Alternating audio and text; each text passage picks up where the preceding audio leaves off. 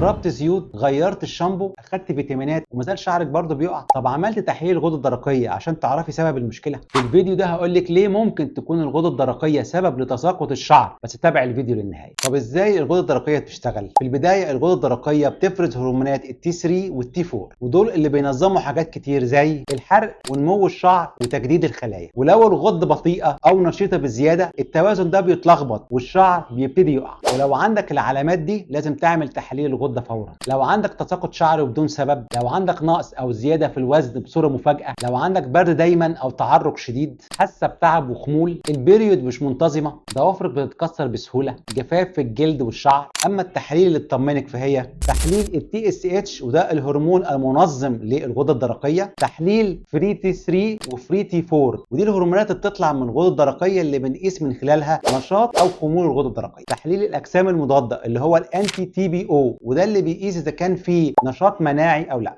معمل النبيل دقة التحاليل بنقدم لحضراتكم التحاليل دي باعلى جودة وادق نتائج وبصورة سريعة باذن الله. كان مع حضراتكم الدكتور هاني نبيل متري، اخصائي التحاليل الطبية، دبلومة الجودة الشاملة الجامعة الامريكية. بتمنى لحضراتكم حياة سعيدة باذن الله.